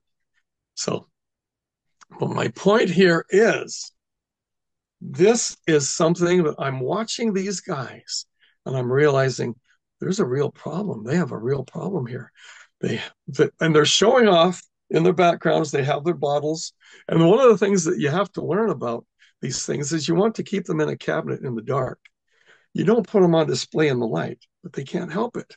Because going back to that guy that I visited who showed me his comic collection, They want to show off their collection of bottles. And these bottles are all very masculine. One of them resembles a hand grenade. There's one brand that resembles a male torso. um, and they're all heavy glass, and they come in boxes that, in order to open it, you have to open. Some come in a box that opens up like a book. The boxes themselves are collector's items, so they get caught up in this thing that's just taking. Ask me if they're married. I don't think they all are. I know one of them is, um, but they're out to impress women, and they want to get compliments, and it's all about ego. And here's the thing: what we are as human beings, in essence, we are spiritual beings of light. And what does light do? Light projects, it radiates outward. What we want to do is radiate outward. How the way we do that is by the way we treat people and the kindness that we convey. If we are showing off, we are not radiating outward. We're asking, we're asking others to acknowledge us. And this is why projection on a cologne is so important to these guys. It's important that they got compliments. As it turns out, nobody compliments your cologne. Maybe your It's wife, or it's rare. yeah, it's rare when a girl comes up, but they're always waiting for this. But I found myself really curious about these things, about these fragrances, because I want to know what they smell like. So I did find a place that sold. I bought a handful of them for $1.25 each. You get samples in a little vial, so you can smell what they smell like. Okay, that's pretty good. But the next one is always, oh, that's pretty good too. And the next one's always pretty good too. I found one that Connie really liked. It's a it's a clone of something called plum japonese. It's primarily plum. So apparently there's something about the smell of plum that's delightful. Anyway, I've gone back to wearing Jovan, and I'm using up my Bayram aftershave. But the thing about aftershave, it's only there. Aftershave is only there for your satisfaction. You get out of the shower, you finish shaving, you feel that tightness, and you smell yourself, but that smell disappears. Fragrances, an eau de parfum, an eau de cologne, and elixirs, those are meant to show off for the other people. So if you're obsessed with how other people perceive you, I'd say it's time for a little, you know, introspection. I think I, that's all I wanted to say. So that's why collecting is a sin, because it takes you away from hitting the mark. The hitting the mark is radiating outward, radiant, showing, being your light. If you're trying to attract people to you, that's not being your light. That's showing off. That's trying to be trying to impress people. And I liked my library. I think this library here yeah. is kind of impressive. My church history library is impressive. When the missionaries would stop by, they'd be impressed with it, and they never come back because they were told once they tell once they tell once they It's like, report. oh, no, no, no. Rocks on the list. Yeah, when I was a missionary, we didn't have somebody. We didn't report who we visited, but they would always, who did you say? How many books? Yeah. So this guy has, all these church books, and they say, "Oh no, you got to stay away from him. He's just using them Well, to hurt your testimony." Rock, it's interesting because our conversation today has been sponsored by by the most recent fragrance from Old How did Spice, you do that? Rock Waterman. That's going to be there today. So if you want to smell like the patriarchal, long-haired, radical Mormon glory, which is Rock Waterman, this is not meant to be a collector's item. It is meant to be a used item. We're going to use Oh, it so it fulfills the measure of its creation. But that's what has that's sponsored hilarious. our conversation If today. you want to smell like old Jovan, oh, this is a key point about Jovan. Connie was always telling me I don't like Jovan as much when you first put it on. I like it when it's older. Well, that's why. That's now I know why. Because after the dry down, that's when you get the musk. That's when you get the Yeah. projection. Well, that's That even how that's how Worcestershire sauce came about. There was Oh, a really? an investor got a chemist and I think somebody else involved because he wanted to get the ultimate sauce. And it was no good. They never thought much of it. And a barrel of this was forgotten about for I think about 2 or 3 years. And when it had opened up, it was like, hey, this is the flavor palette. Wow, this is amazing. And it was only after being forgot about for multiple years that it had fermented and the flavors became that sought after flavor from Worcestershire sauce. I think that's how it's pronounced. I was having dinner with a black friend. We were having some steak, and he said, "You know how Worcestershire sauce got its name?" He says, "My people came up with the name." I said, "You're kidding me." He says, "Yeah." Somebody picked it up and says, "Worcestershire sauce." What's this here sauce? He asked the waiter, "Worcestershire sauce." So that's how it got its. There we You go. pronounce it Worcestershire sauce, which is So the improper. the label, when I try to be diligent to the label, it's Worcestershire. Yeah, and I used And to think that was the and proper. I like it better when it's pronounced Worcestershire sauce. You know, the name Chumley in Britain, they shortened all these names. Chumley was more like Chorm, blah, blah. I can't remember what it was. So that's why all these English towns like Leicester is pronounced. I don't remember what it is, but they don't pronounce them properly. So the true pronunciation of Worcestershire sauce is Worcestershire sauce. You don't pronounce it Okay, Worcestershire. They just knocked all that out. there we Anyway, go. that's how do I get a bottle of that? A bottle. It's not. We'll get it to happen. Rock Waterman, it's always wonderful having you. We will do this again sooner rather than later. I appreciate that because I have a lot more I want to say. So Good, let's go. good. Yeah. God bless You you. know what? By the way, Go ahead. I don't know if I ever mentioned why I don't do the blog. It's because Connie takes up so much of my time, Yeah. and and it takes it. Blogging requires research and writing and concentration, and I just keep putting it off because I do want to write about um, how the promoters of polygamy haven't got a leg to stand on now. There's No. just so much out there. Um, uh, Rob, Rob Rob Fotheringham and uh, Jeremy Michelle. Hoops Yeah. and Michelle.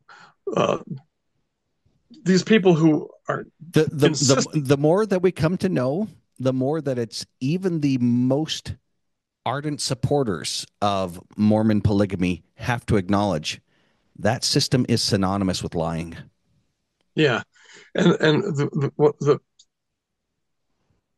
the point of view from the blog I want to write is why this happens, and it's because of a flaw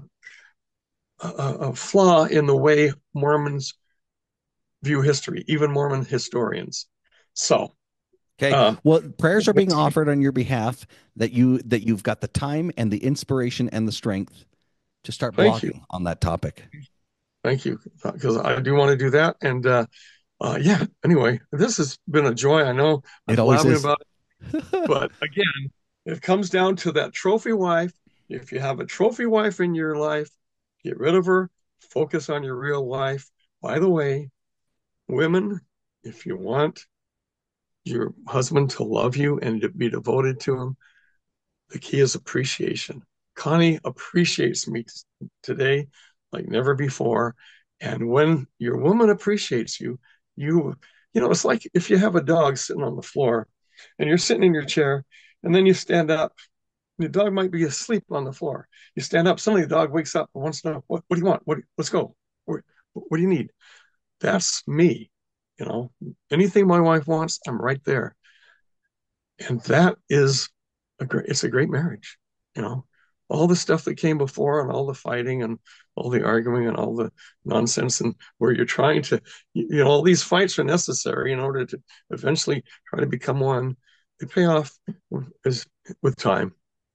Okay, I've said enough. God bless you, So Rock Waterman. It's awesome having you. We're going to do this again sooner rather than let later. me Oh, show let us, me show us. Okay, so my final words. Back to this. So I read the first paragraph, how everything else will dissolve back into the dust of this world. And again, this is Denver speaking. He's not telling us things we don't know, but it's great to be reminded. That's why I see it whenever I'm brushing my teeth. So his advice, have a joyful day. Do something kind for someone who dislikes you. Do something generous for someone who loves you. Go to bed tonight knowing that if this day were the one day chosen to judge your character, that it is your best. Make the day holy by the way you live, the words you speak, and the thoughts you entertain. Heaven is stirred and heaven is stirred and hell itself it's sorry, is shaken when even one soul lives such a day. That's why I hang it up where I'm seeing it when I brush my teeth. I should have it memorized, but I don't trust my memory for this. This is what we do. Radiate your light, kindness. What matters is what we do, how we treat others. It doesn't, what we have doesn't matter. I used to think, well, I know it'll eventually turn to dust, but at least I have my stuff while I'm here. Even while you're here, it doesn't matter. Just love your Yes. wife. Love your wife, men, and love everybody. And if you're a comic collector, stop and get yourself a wife. Okay, good. Rock Waterman, again, thank you so much for being a part of the Disciple of Christ program. Thank you, my friend. Let's do this again soon.